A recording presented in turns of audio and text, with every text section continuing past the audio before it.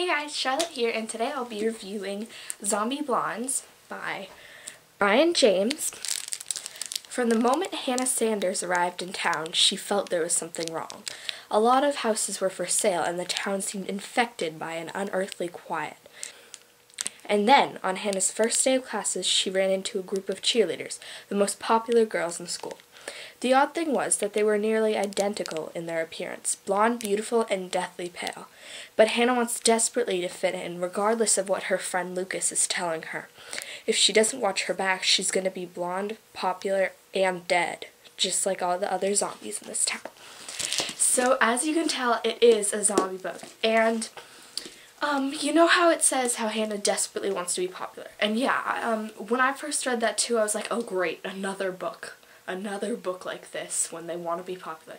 But no, she actually had substance than other books I've read where the character wants to be popular. And it actually didn't bother me, because I'll read books and the person really wants to be popular, so she'll do all this stuff. But this book wasn't like that. It was definitely better than those books. And so they also mentioned Lucas in this, and he was sort of the friend. He didn't become anything more than that, even though you could tell he wanted to do that. I thought that was kind of one of the strings in the end, was that they sort of left him hanging. I mean, at the end, there's this thing, and he's sort of like done with the book, but it was weird. At the end, if you've read this book at the end, can you please tell me what happened? Because I was like, huh? And this book all around, I really liked it. There was this guy named Greg, and Greg is Hannah's love interest. And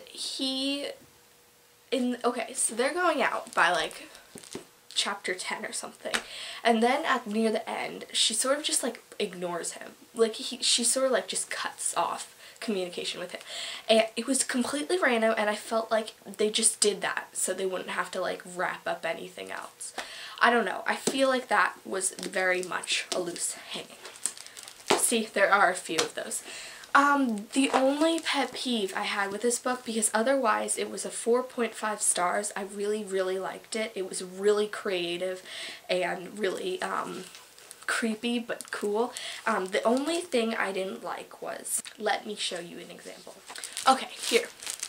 My dad laughs again. He tells me the same thing he's told me for years, how sometimes he's not sure which of us is the parent and which is the child. So, he said, okay, this is dialogue, but they're not saying it as dialogue. The author includes it in a paragraph, and it's really, really annoying, because I mean, like, why can't you just put quotations around it? And this didn't happen once or twice. It happened, like, all throughout the book. It was like, she said, he continued on saying. That was the only thing I really didn't like. I mean, the stuff with Lucas and Greg, it was okay. I mean, I wasn't, like, really pleased that they just left it there, but I mean, I wasn't mad. But this one got me annoyed a few times. And this was not cliche at all. I mean, Hannah wanting to be popular, that's cliche, but whatever.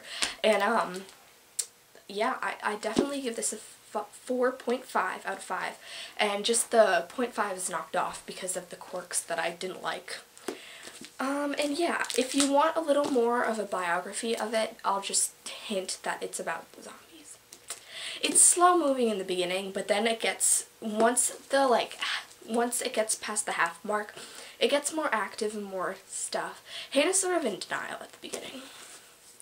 Yeah. I think that's all. Isn't it a cool cover, though? Zombie Blondes. It looks like, it doesn't look that much detailed up front, but if you actually look at it, it's pretty detailed. The illustration. But it's library, so it has, like, the plastic glare against it. Okay, thanks for watching, guys. Bye!